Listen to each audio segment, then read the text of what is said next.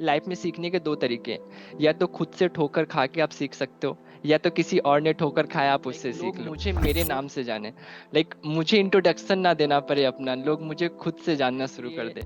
Security guard की job भी की, मॉल में वो ड्यूटी देते थे।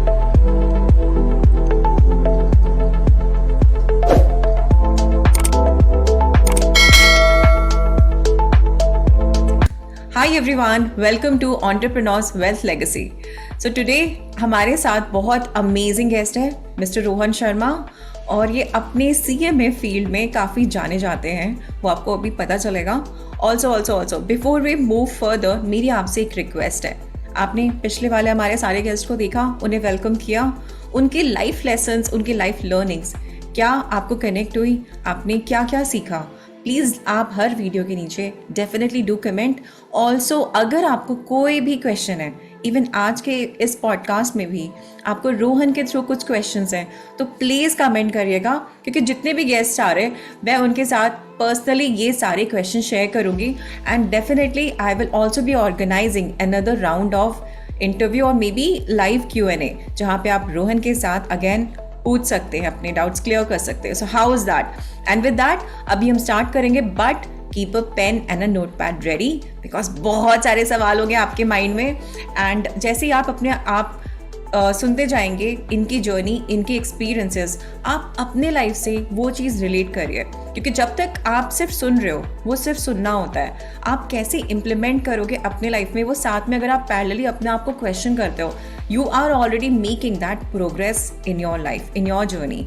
So please do that. And with that, let us welcome Mr. Rohan Sharma into our today's podcast. Hi Rohan, say hi to everyone. Hey, hi Neha, hi everyone. Hope so आप सब बहुत अच्छे होंगे। Thank you Rohan. अच्छा रोहन, सो हम जब start करते हैं अपना पॉडकास्ट, सो मैं जब भी किसी को समझना चाहती हूँ, लाइक इंट्रोडक्शन, सो मैं दो सेट से समझना चाहती हूँ कि आप अपने लाइफ में, लाइक रोहन एक कैसे इंसान है, अपने दोस्तों के नज़रिए से, अपने पेरेंट्स के नज़रिए से, वाइफ के नज़रिए से, उनकी क्या खूबी है जो उनको एक अलग रोहन बनाते हैं, जो वो अपने रियल एसेंस में हैं, और दूसरा पहलू जहाँ पे वो एकदम करियर ओरिएंटेड एंटरप्रेन्योर है। सो ये दो सेट ऑफ आंसर्स अगर आप अच्छे से एक्सप्लेन कर पाए। एक्चुअली अगर मैं पर्सनल लाइफ के बारे में बात करूँ तो सबसे बड़ी बात ये है, मेरे बारे में बहुत ज़्यादा नहीं बोलता अपने फैमिली में। एक नॉर्मल शांत सा बच्चा, जो हर मम्मी भी कुछ बोल दे, पापा भी कुछ बोल दे, अभी शादी भी हुई है, वाइफ भी कुछ बोल दे, सब में मैं हाँ ही बोलता हूँ। ठीक है, तो पर्सनल लाइफ में कोई प्रॉब्लम ही नहीं होता हाँ बोलने के बाद। ठीक है, अगर मैं प्रोफेशनल लाइफ के बारे में बात करूँ तो यहाँ पे I am dedicated person, because मैं चाहता हूँ कि लाइफ में जो भी चीज़ें हैं मैं अचीव करना चाहता हूँ, उसको मैं जल्द से जल्द मैं अचीव करूँ। ये एक मेरा टारगेट है। रीजन मेरा पास्ट क्या था वो मैं चेंज नहीं कर सकता, बट मैं अपने फ्यूचर को मैं चेंज कर सकता हूँ। मुझे पास्ट में कोई मेंटर नहीं थे, कोई गाइड करने वाला नहीं था क्या करना है, बट हाँ अभी मुझे है, मेरे से काफ़ी सक्सेस लोग भी हैं जिनके मैं मेंटरशिप ले सकता हूँ। और दूसरी नंबर ये बात है, प्रोफेशनल लाइफ में जो मुझे अच्छी लगती है, मैं ऑलवेज रेडी टू लर्न रहता हूँ। ऐसा नहीं सोचता कि यार मैं बहुत कुछ अचीव कर लिया हूँ तो मैं कुछ नहीं सीखना चाहता। ये सीखने की भावना मेरे पास आज भी है, कल भी है और कल भी होगा। तो ये एक सबसे अच्छी बात है जो मेरे अंदर मुझे लगती है, और यही चीज़ मैं अपने स्टूडेंट्स को भी सिखाता हूँ, और जिसके वजह से वो भी अपने लाइफ में ग्रो कर रहे हैं मेरे साथ साथ। और दूसरा सबसे अच्छी बात है, मैं जितना सीखता हूँ उतना मैं डिलीवर करना चाहता हूँ, तो जिससे वो चीज़ें मेरे पास रिटेन भी होती है। ऐसा नहीं कि अगर मैं सीख लूँ और मैं किसी को बताऊँ ही नहीं तो मैं भी भूल जाऊँगा। तो इसलिए आप जितना सीखते हो और उतना बताते भी हो तो आपको भी याद रहता है लंबे समय तक।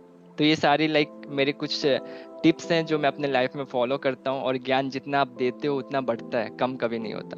Perfect, love it. बहुत खूबसूरती से आपने वो स्टार्ट किया इंट्रोडक्शन, एंड आपने बहुत सही बोला भी है कि जब हम खुद सीखते हैं, ठीक है, वो हम एब्जॉर्ब कर रहे हैं, जब हम वापस से वो सेम चीज़ डिलीवर करते हैं, हम एक ओवरऑल जो हमने उस टॉपिक के बारे में आज तक जाना है वो भी साथ में लेते हुए हम आगे डिलीवर करते हैं। प्लस क्योंकि हमारी रिस्पॉन्सिबिलिटी होती है कि हम जो डिलीवर कर रहे हैं वो कितना सही है, कितना हेल्प करेगा, तो ऑलरेडी बहुत सारा कुछ हम फिल्टर करते हुए आगे अपने स्टूडेंट्स को वो कंटेंट के बारे में हम एनरिच करते हैं। Very well said.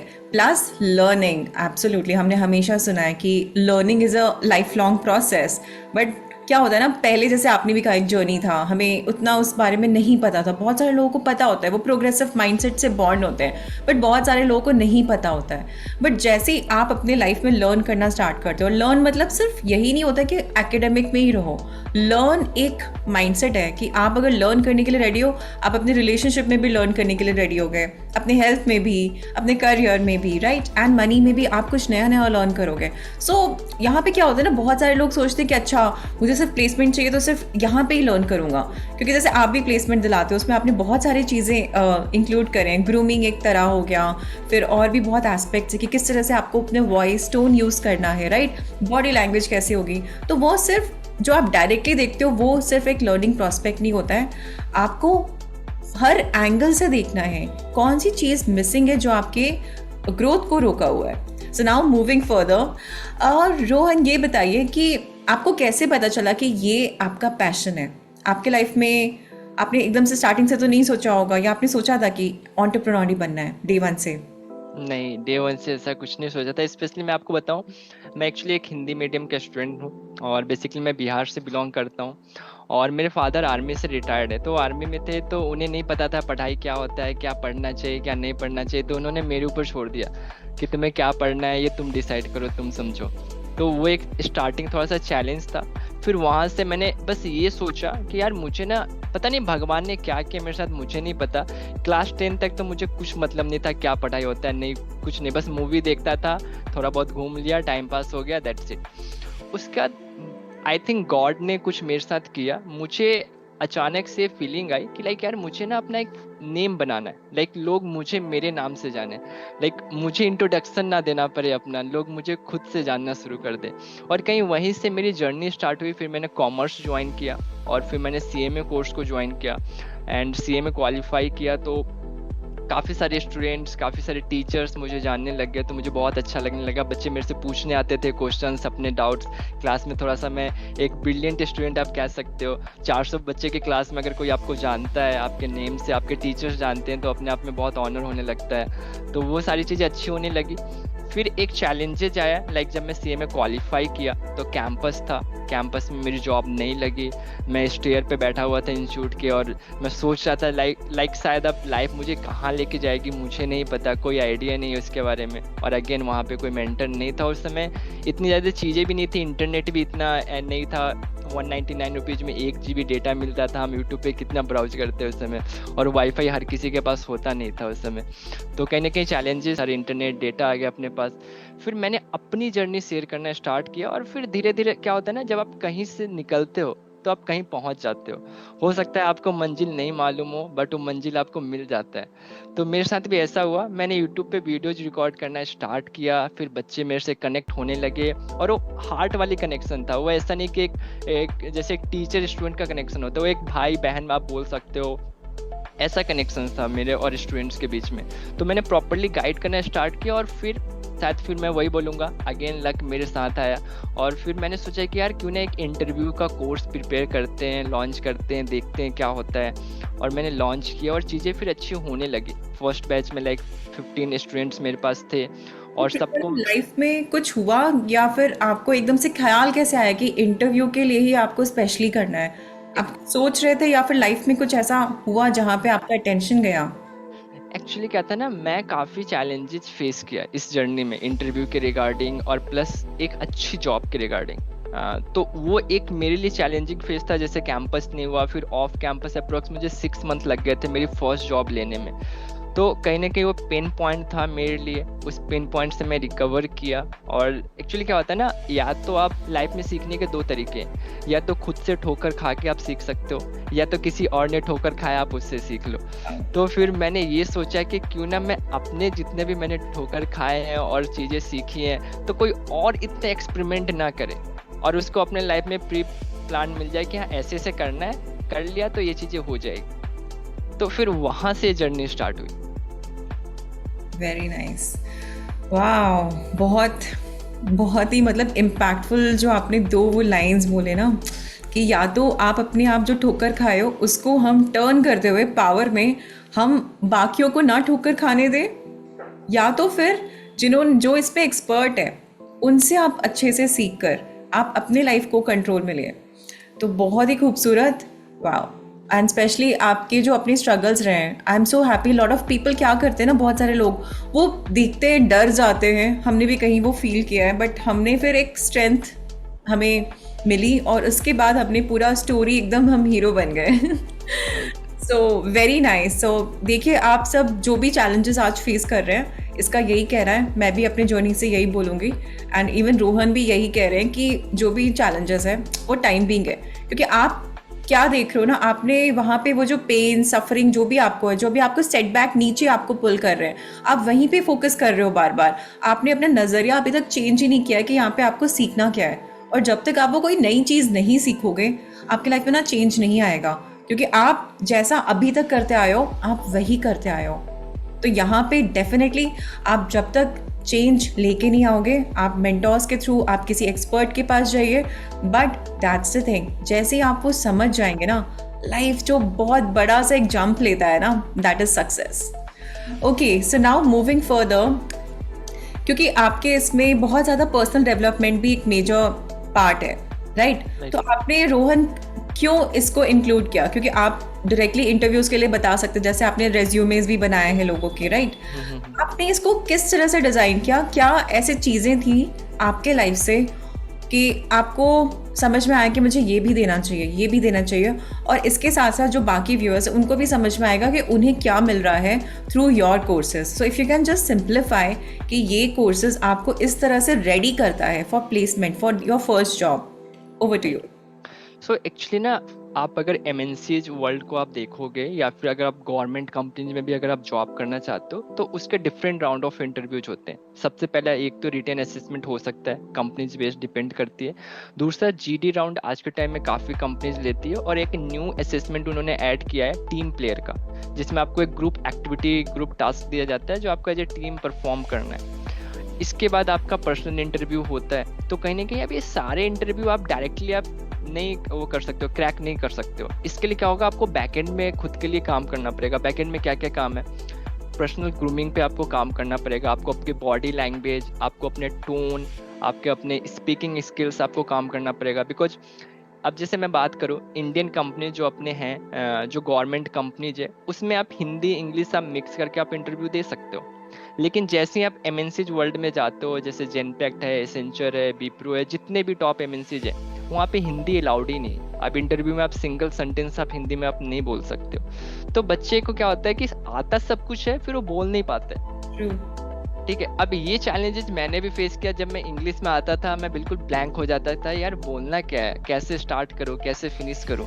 तो मैंने क्या किया, अपने कोर्स में कंटिन्यूअस 1 महीने हम जीडी प्रैक्टिस करते हैं, जिसमें डिफरेंट टॉपिक्स रहते हैं। अब देखो, अगर मैं जैसे कॉस्ट अकाउंटेंट हूँ, राइट, अब मुझे कॉस्टिंग का टॉपिक दिया जाए तो मैं इजीली इंग्लिश में भी बोल लूँगा, क्योंकि मुझे सारे वर्ड्स पता है, राइट। बट जैसे अगर मैं ऑफ द ट्रैक गया, कुछ नहीं बोल पा रहा हूँ सही तरीके से। तो इसलिए जो हम जीडी टॉपिक्स करते हैं, उसमें हम ऑफ द ट्रैक सारे डिस्कशन करते हैं, जिससे हम इंटरव्यू के अंदर हम अपने आंसर्स को हम कंस्ट्रक्ट कर सकते हैं और इजीली बोल भी सकते हैं, और सामने वाले को काफ़ी अच्छे से इम्प्रेस कर सकते हैं। तो ये चीज़ मैंने ऐड किया उसके अंदर कि आपको प्रॉब्लम ना हो। मैंने इवन कॉर्पोरेट वर्ल्ड में देखा, मेरे साथ ही मेरे टीम में एक पर्सन थे, वो भी क्वालिफाइड थे, और हमारा प्रोजेक्ट ऑस्ट्रेलिया का था। क्लाइंट ने रिजेक्ट कर दिया बिकॉज ऑफ इंग्लिश, कि हमें ये पर्सन नहीं चाहिए। सब्जेक्ट मैटर आपके पास कितना भी नॉलेज हो, लेकिन क्लाइंट से आप सही से इंटरेक्ट नहीं कर पा रहे हो, again they will reject you.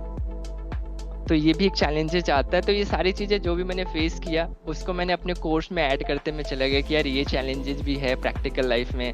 फिर क्या होता है कि जब आप कॉर्पोरेट वर्ल्ड में जाते हो, तो फर्स्ट 30 डेज, फिर 60 days, 90 days, office politics, many things are also there. तो उसको भी कैसे टैकल कर सकते हैं, वो सारी चीज़ें भी फेस किया मैंने, तो उसको भी मैंने अपने कोर्स में ऐड किया। सो रोहन, आपने जैसे अभी बहुत कुछ बताया, आपने अपनी एंटरप्रेन्योर जर्नी में आपने बहुत सारी चीज़ें जो सेटबैक्स देखे, आपको डेवलप होते गए, राइट?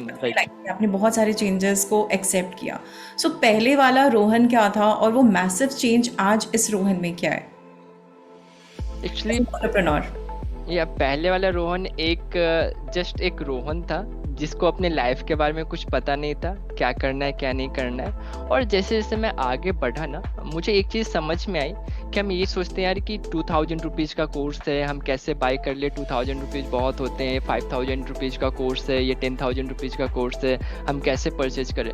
बट यही ना माइंडसेट का गेम होता है। अगर आप 10,000 के कोर्स अगर आप परचेज करके आज आप सीखने को रेडी नहीं हो, तो कल को आप 1 लाख रुपीज़ आप कैसे अर्न कर सकते हो। अगर आप सोचोगे कि यूट्यूब से सारी चीज़ें अवेलेबल है, हम सब कुछ सीख ले, तो अगर आप एक्सपर्ट फैकल्टी के पास नहीं जाओगे, इनसाइड टिप्स और ट्रिक्स नहीं सीखोगे, तो आप प्रैक्टिकल लाइफ में आप उसको इम्प्लीमेंट कर ही नहीं सकते। राइट। और जैसे मैं कॉस्ट अकाउंटेंट हूँ, तो कॉस्टिंग में हमें ये सिखाया जाता है, अगर आपको 100 लगा के 200 आता है तो 100 लगाना चाहिए। समझ में आ रहा है आपको? Yes, yes. तो That's अगर like मैं investment and then you get the return. मैंने आज तक अपनी ट्रेनिंग पे 2 लाख 3 लाख रुपीज खर्च किया और मैंने 20 लाख रुपीज अर्न किया है। Wow. तो अब मुझे इसमें क्या चाहिए? मैं आपको बताऊं, मैं एसेंचर में SAP कंसल्टेंट था। मैंने SAP कंसल्टेंट की ट्रेनिंग ली, 25,000 रुपीज इन्वेस्ट किया, उसकी ट्रेनिंग ली और उसके बाद मुझे 10 लाख का पैकेज मिला। तो 25,000 अगर मैं ये सोचता यार कि 25,000 में क्यों लगाऊं, यूट्यूब पे इतनी वीडियोज अवेलेबल है, मैं यहीं से सीख लेता हूँ, सारे लोग तो सीख ही रहे हैं, तो नहीं हो पाता वो चीज़ें। करेक्ट। प्लस आई थिंक हमें कोई चाहिए भी होता है हैंड हेल्ड, लाइक हमें रास्ता दिखाने के लिए कि आप यहाँ पे गलत कर रहे हो और ये इस तरह से, तो वो टाइम भी सेव होता है। प्लस आपका क्योंकि वहाँ पे कनेक्ट बन जाते हैं, तो जो भी क्वेश्चन होते हैं आपको वेट नहीं करना पड़ता। आप यूट्यूब देख तो रहे हो, बट वो सेम कंटेंट पे आपको नहीं पता कि कौन आपको बेस्ट नॉलेज दे सकता है।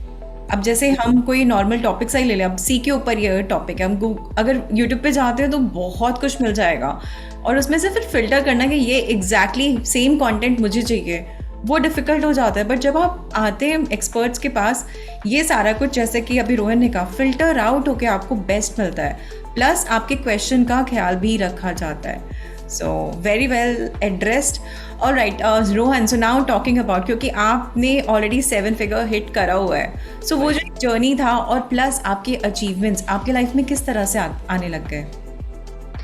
एक्चुअली क्या होता है ना, मुझे लगता है जब आप वो एक ओम शांति ओम का एक डायलॉग है ना, जब आप किसी चीज़ को पूरे शिद्दत से चाहते हो तो पूरी कायनात आपको उससे मिलाने की साजिश करती है। तो सेम वही मेरे साथ होने लगा जब मैं यूट्यूब पे मैंने कंटेंट बनाने स्टार्ट किए, लोगों के सामने मैं हाईलाइट होने स्टार्ट हुआ, मैं अपने प्रोफेशन में हाईलाइट होने स्टार्ट हुआ।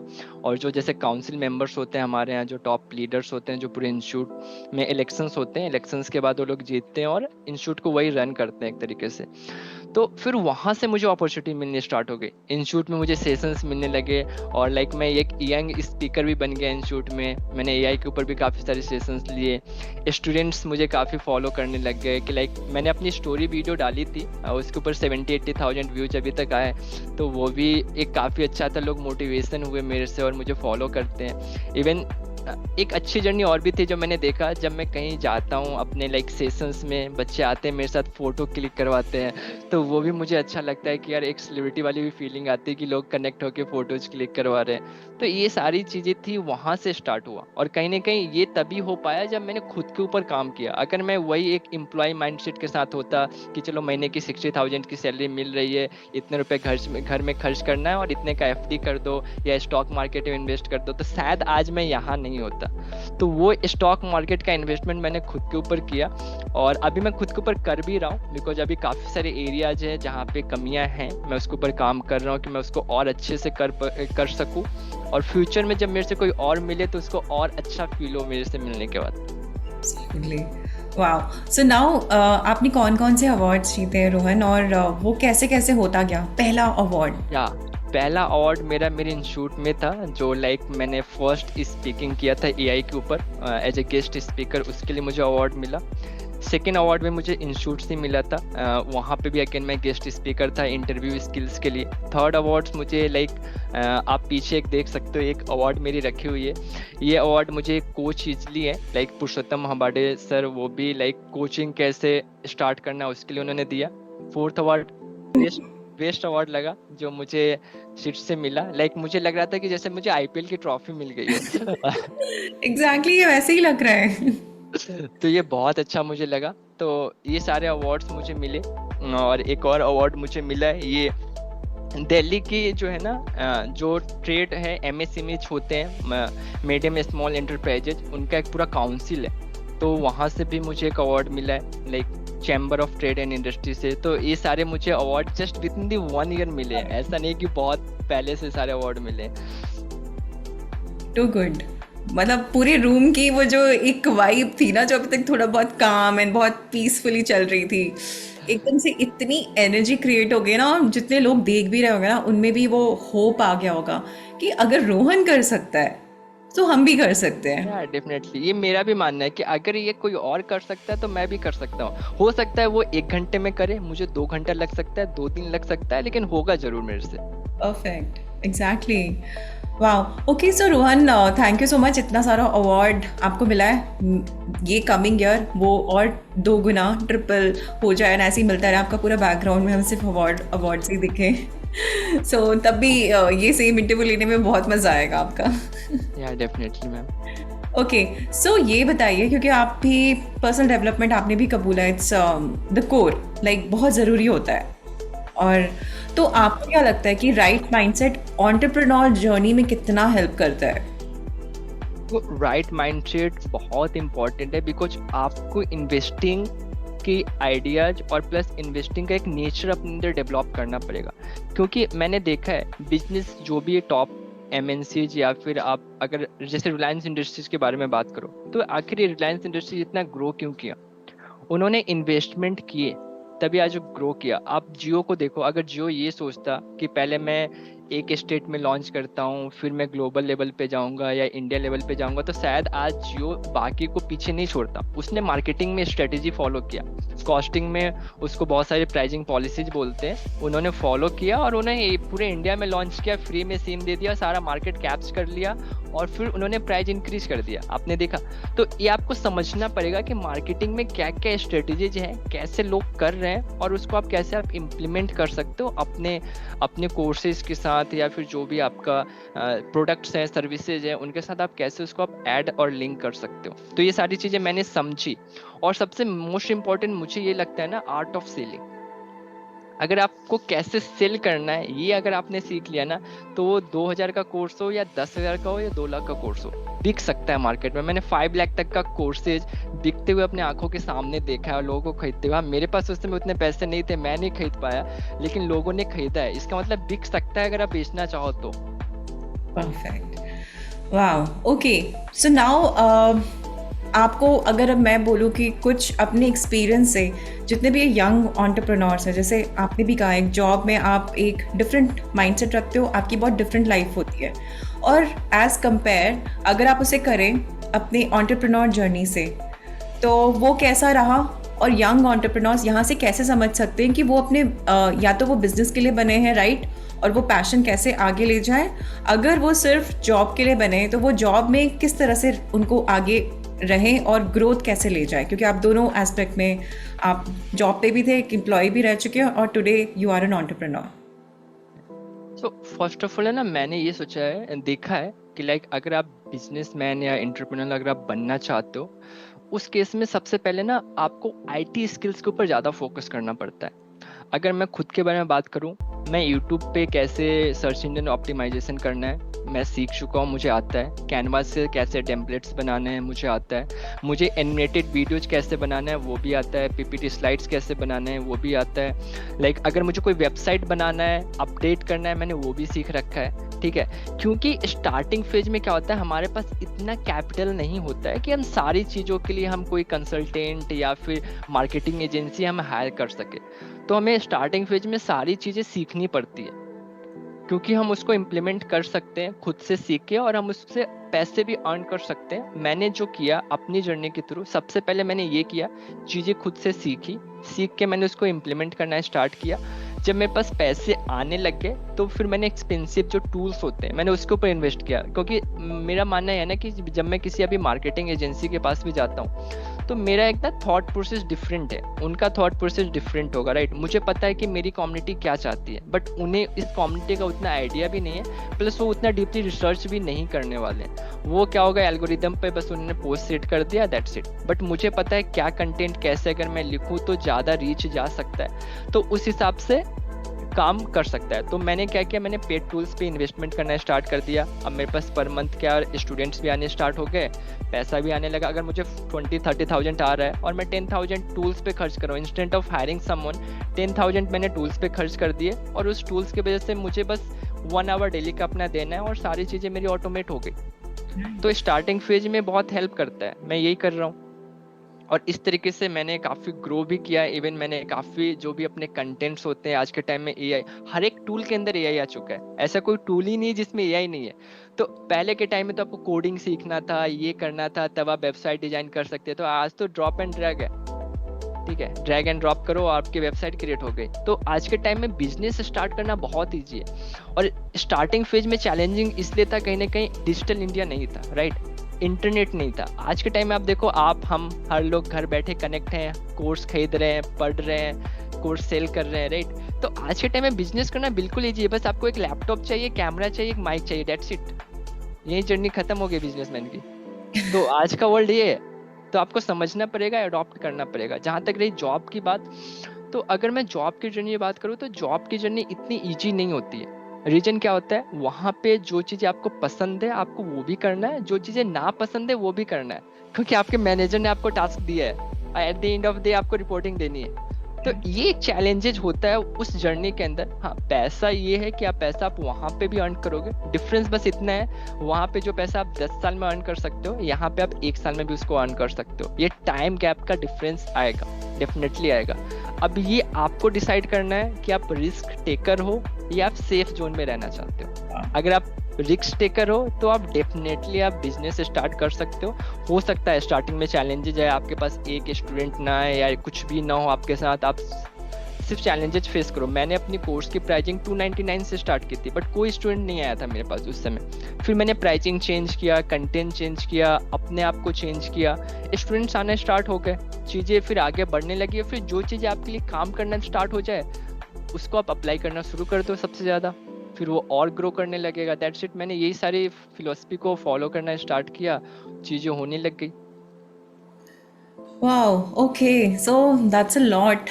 मतलब क्योंकि आपने बिजनेस भी बहुत अच्छे से समझाया, स्पेशली रिस्क टेकर। एंड बहुत लोग क्या सोचते हैं कि बिजनेस आपने भी स्टार्ट कर दिया, 10 दिन में, 1 महीने में, 2 महीने में पैसे आने स्टार्ट हो जाएंगे। बहुत लोग यहाँ पे इसलिए ड्रॉप कर जाते हैं, उनको लगता है कि अभी हमारे पैसे नहीं आ रहे हैं। और आपने क्या कहा, आप वापस से आपने देखा कि 299 आपके लिए वर्क नहीं कर रहा है, तो आपको वहाँ पे क्या चेंज चाहिए, आपने वहाँ पे वर्क किया और वो आपके लिए काम कर गया। तो यही जो हमने स्टार्टिंग में भी बात की थी माइंडसेट की, और चेंज, वो आपने इम्प्लीमेंट किया और वो आपके लिए काम कर गया। तो यहाँ पे बिजनेस में जो बहुत लोग करते हैं, उनका सपना तो होता है, उनके ड्रीम्स भी होते हैं, बट फिर वो गिर जाते हैं और फिर वो वापस से कुछ सेफ जोन में ही चले जाते हैं, क्योंकि उनको लगता है ये मेरे लिए नहीं है। तो लोग कैसे समझें कि उनका पैशन बिजनेस में अच्छा वो कर सकते हैं, बस उनको यहाँ पे थोड़ी देर और बने रहना है, और चेंज जहाँ पे इम्प्लीमेंट हम सबको ही करते हैं, हमें अब नोइंग है, बट जिनको नहीं नोइंग है वो कैसे समझ सकते हैं? देखो, पहले मैं 2 एग्जांपल्स देना चाहता हूँ। लाइक जब हम छोटे बच्चे होते हैं तो हम चलना सीखते हैं, हम बार बार गिरते हैं, बार बार उठते हैं, फिर हम चलते चलते हम दौड़ने लग जाते हैं, राइट। हमें कोई नहीं बोलता, हमें सब बोलता है रुक जाओ, लेकिन हम फिर दौड़ते हैं, भागते हैं, कब हम घर से बाहर निकले और कहाँ से कहाँ पहुँच जाए, वो वाली स्टोरी होती है। सेकेंड चीज़ मैंने देखा है, जब हम 9th और 10th के आसपास में होते हैं तो हम साइकिल सीखते हैं, बड़ी वाली जो साइकिल होती है हमारे यहाँ गाँव में होती है। तो साइकिल चलाने में हम बहुत बार गिरते हैं, हमें चोट भी लगता है, बट फिर भी हम वो साइकिल हम चलाना सीखते हैं, राइट, क्योंकि हमें पता है कि ये चीज़ें हम कर सकते हैं, राइट। तो ये माइंडसेट फिर अगेन यहाँ पे आया कि सबसे पहले आपको ये माइंडसेट डेवलप करना होगा कि आप ये कर सकते हो, ये है ही नहीं कि आप जो नहीं कर सकते हो। जब आप साइकिल सीख सकते हो, आपको वो भी नहीं आता था, आपने सीख लिया, आपने बाइक सीखा होगा, शायद आपको लैपटॉप चलाने नहीं आता होगा, आपने लैपटॉप चलाना सीखा होगा। ये भी, अगर देखो मेरा मानना है, कोई चीज़ अगर आपको आ गया तो ईजी है, जब तक नहीं आया तब तक वो डिफिकल्ट है, right.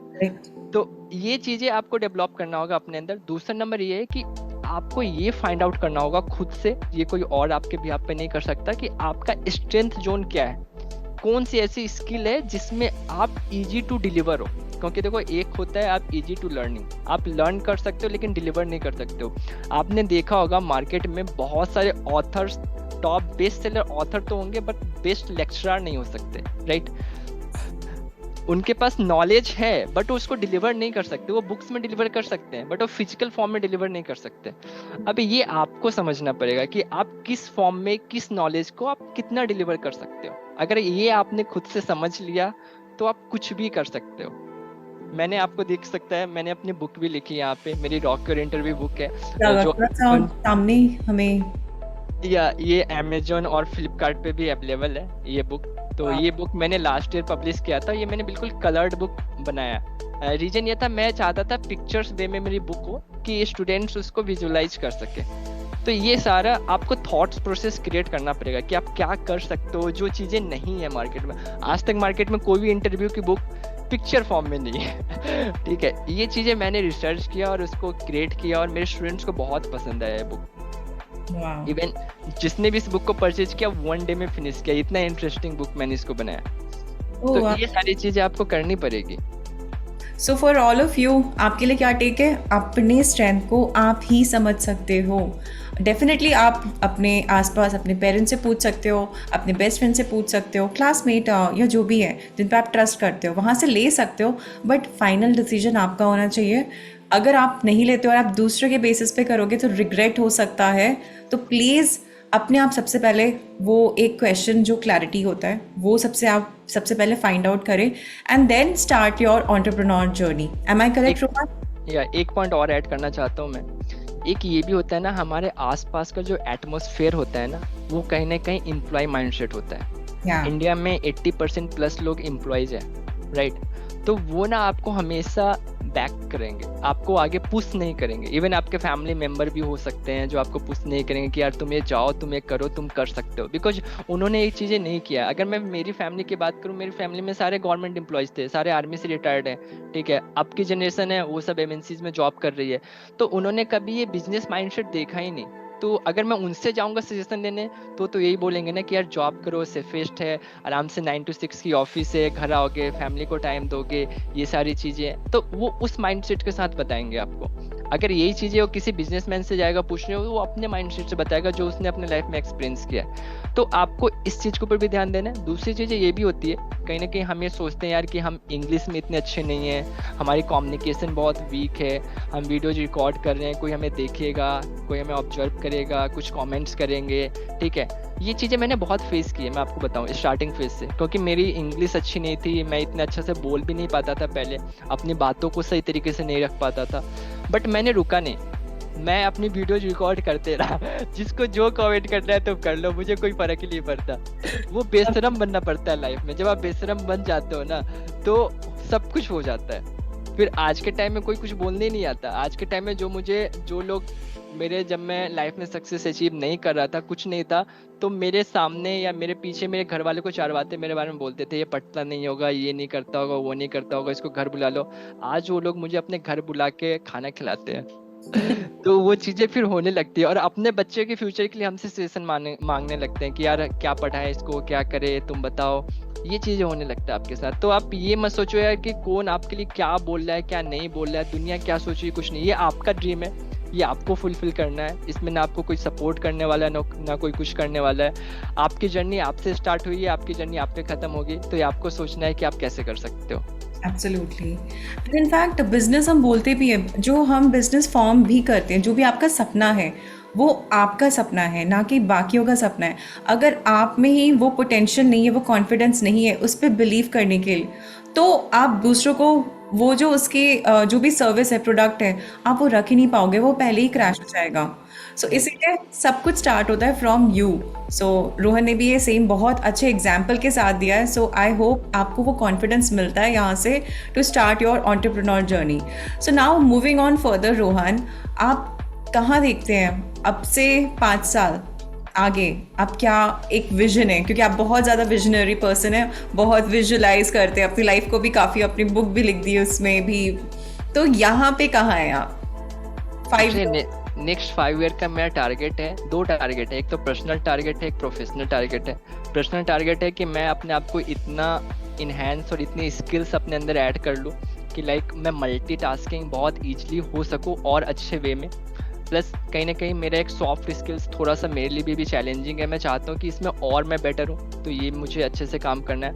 In the terms of money, like अभी मैं सारा ऑर्गेनिक वे में कर रहा हूँ। जितने भी मेरे पास अभी मेरे कोर्सेज चल रहे हैं, सारे स्टूडेंट्स मेरे पास ऑर्गेनिक वे में आ रहे हैं। तो उसके ऊपर भी मैंने काफ़ी रिसर्च किया है कि मैं ऑर्गेनिक बेस से और अच्छा कैसे कर सकता हूँ। बिकॉज पेड तो हो सकता है, डेफिनेटली पेड में कोई इशू नहीं है, बट मैं ऑर्गेनिक वे में इसको ग्रो करना चाहता हूँ। तो मैं यूट्यूब के ऊपर कैसे चीज़ें कर सकता हूँ कि मुझे स्टूडेंट के पास अप्रोच ना करना पड़े, स्टूडेंट डायरेक्टली मेरे पास यूट्यूब से डिफरेंट डिफरेंट कंटेंट्स के थ्रू मेरे कोर्सेज में लैंड करे और मेरे कोर्सेज को ज्वाइन करे, उसके ऊपर मैं काम कर रहा हूँ। Third, in the terms of money, like वो फाइनेंशियल फ्रीडम जो है उसके ऊपर मेरा मोस्टली फोकस है कि 5 ईयर में इतना कैपिटल हो मेरे पास, इतना फंड हो मेरे पास कि मेरे कोर्सेज ऑटोमेट मोड में हो और मैं वर्ल्ड टूर पे हूँ।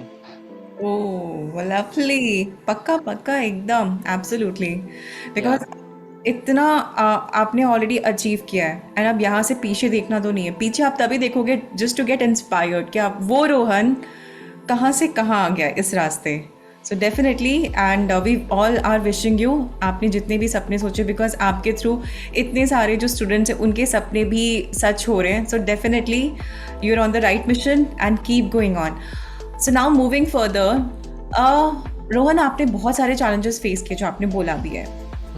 अगर इस एंटरप्रेन्योर जर्नी में, क्योंकि आप एक टियर 3 से एक सिटी से आए हो, राइट, सो मैंने ऐसे कौन से चैलेंजेस फेस किए, उसको किस तरह से हैंडल किया? क्योंकि आपके जैसे अभी और भी काफ़ी सारे लोग होंगे जो देख रहे हैं आपकी जर्नी से, उनको वो होप मिलेगा, उनको भी कुछ ना कुछ एक पाथवे मिल जाएगा कि वो भी ये दूसरा वर्जन ऑफ रोहन बन सकते हैं।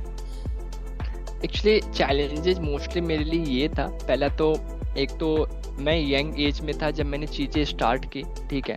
तो एक चैलेंजेस ये था कि लोग थोड़ा सा इस बात पे भी कमेंट करते थे कि आप अभी इतने एक्सपीरियंस नहीं हो तो आप कैसे चीज़ें को आप डिलीवर कर रहे हो, ठीक है।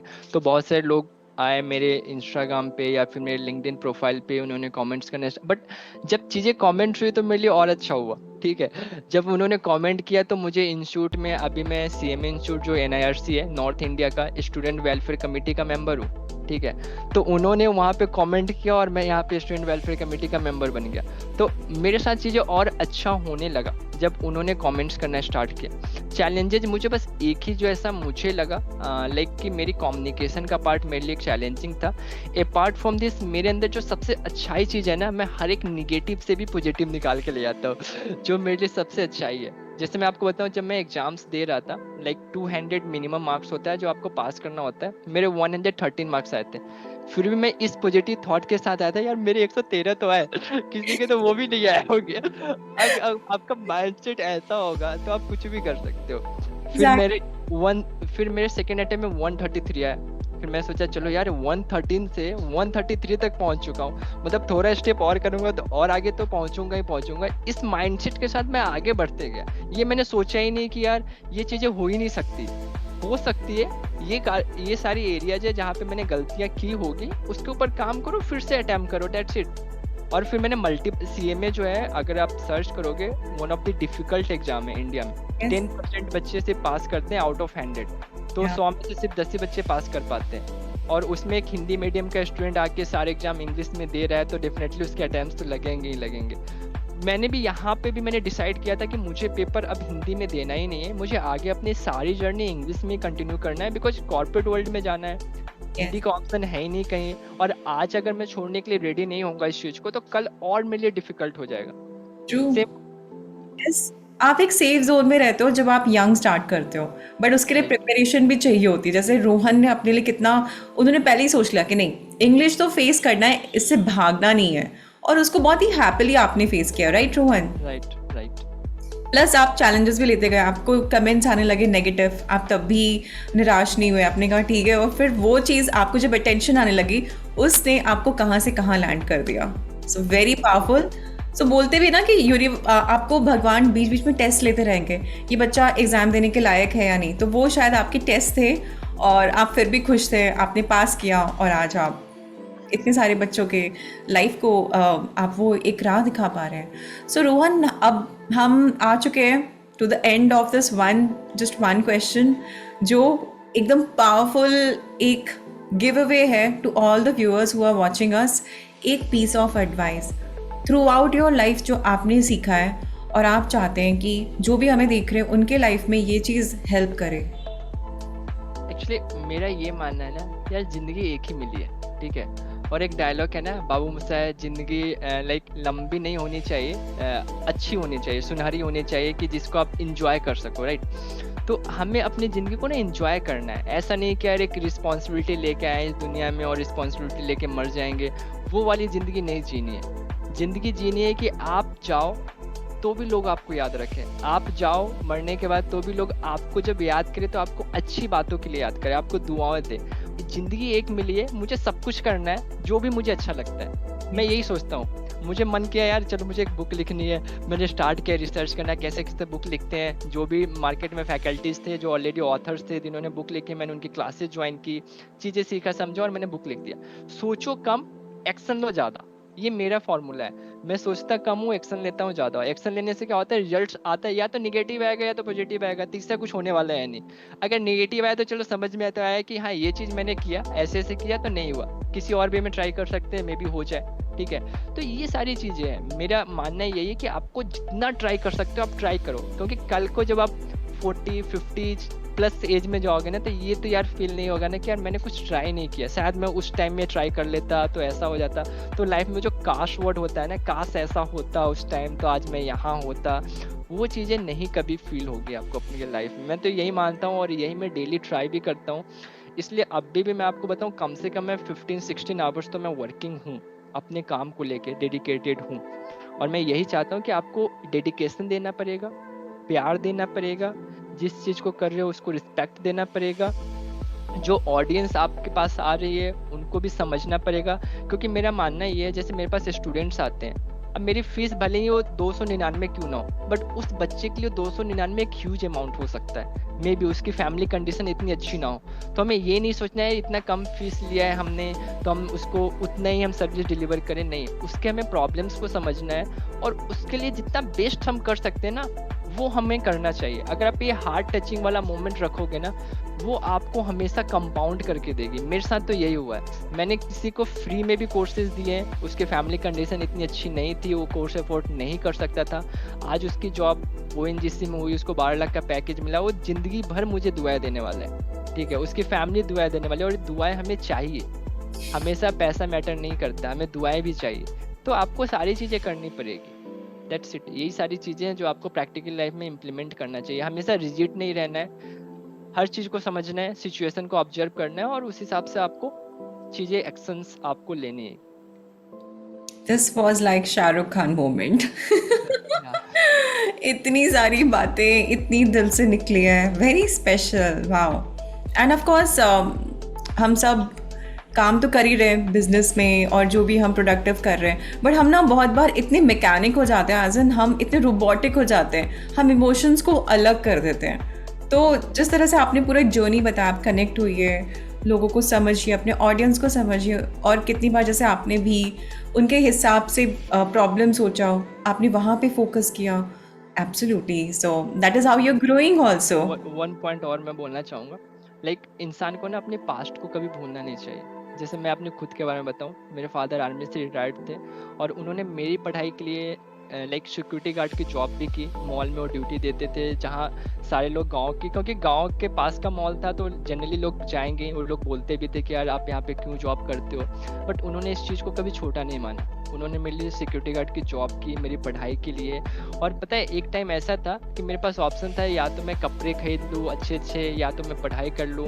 मुझे घर से साल में एक बार पैसे मिलते थे 1000 रुपीज़ कपड़े खरीदने के लिए। मेरे घर वालों को उस समय उतनी लाइक मनी था जितना वो मुझे दे सकते थे, ठीक है। बट आज के टाइम में मैं अब प्राइस टैग नहीं देख रहा, ठीक है, मुझे जो अच्छा लगता है मैं खरीद लेता हूँ। तो टाइम तो चेंज हुआ, बट पास्ट को मैंने याद रखा, यार जो प्रॉब्लम शायद पास्ट में मेरे साथ था आज वो किसी और के साथ भी है, कल वो भी कहीं और हो सकता है। तो ये सारे थॉट्स मेरे हमेशा रहते हैं मेरे साथ। मैं ये नहीं सोचता यार कि अब मैं बड़ा हो गया तो सब बड़ा हो गया, सब बड़े नहीं हुए हो, आप बड़े हुए हो। तो आपको बाकी लोगों के लिए भी सोचना चाहिए, अगर कुछ है ऐसा उनका, अगर आप कुछ हेल्प कर सकते हो। और मुझे नहीं लगता कि बहुत इम्पैक्ट हो जाता है अगर आप किसी 2-4-10 बच्चों को अगर आपने फ्री में ही दे दिया या फिर बहुत लो अमाउंट में दे दिया, उससे कुछ इम्पैक्ट नहीं पड़ने वाला है आपको, बट वो आपको कंपाउंड करके जाएंगे। ये बिजनेस में एक इमोशंस भी बहुत इंपॉर्टेंट होता है।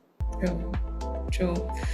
Okay, Rohan. So thank you so much for all your time, efforts, और इतना सारा वैल्यू जो आपने ऐड किया है since the starting till this end, also including and showing that Shahrukh version of you, जो कि बहुत अच्छा लगा. कभी शिद्दत की बात की, फिर कभी आपने बात किया कि इमोशंस भी चाहिए बिजनेस में. सो बहुत मज़ा आया. एंड आई एम श्योर कि जितने लोग देख रहे हैं उनको भी ये कनेक्ट हो रहा है कि बिजनेस सिर्फ वो एक, जो लोग सोचते हैं कि काम करो और बहुत काम करना है, सिर्फ वो नहीं होता है. बिजनेस ऑल टुगेदर आपका एक रिफ्लेक्शन होता है. आप कैसे हो वो बिजनेस में जाता है.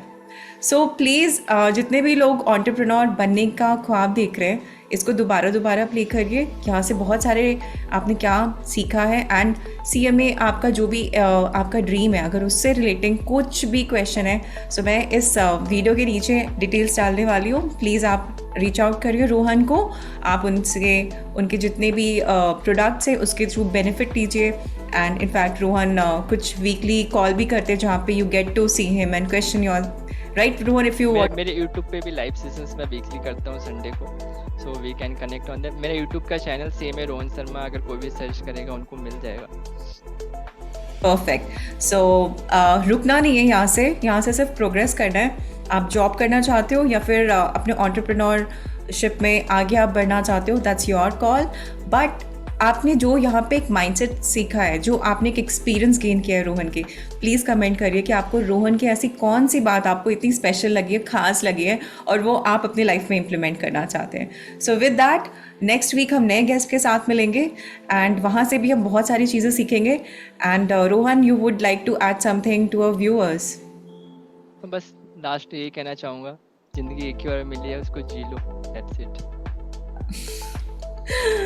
अगेन शाहरुख की लाइंस की तरह आप यहाँ ये मूवी भी आप यहाँ पे छोड़ के जा रहे हैं. So perfect, a blockbuster hit movie. And बहुत मज़ा आया Rohan. Thank you so much again once again. Will be seeing you मुझे इनवाइट किया. Thank you. और जो भी क्वेश्चंस हैं उसके लिए definitely I will also be reaching. मैं आपको जितने भी क्वेश्चंस यहाँ से मुझे मिलते हैं, definitely I will be sharing it with you. आप मे बी अपनी लाइफ में आप आंसर कर सकते हो, और maybe I will also be putting replies to their comments. We will work it out. So please कुछ स्टॉप नहीं होता है.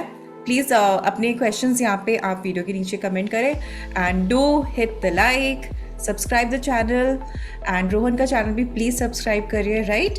एंड बहुत सारे लोगों के साथ ये शेयर करिए, क्योंकि हम एक दूसरे से ही सीखते हैं, और आपकी जर्नी भी हम सीखेंगे. तो उसके लिए आपको कमेंट करना पड़ेगा नीचे. Okay, bye everyone. Will be seeing you soon. Bye.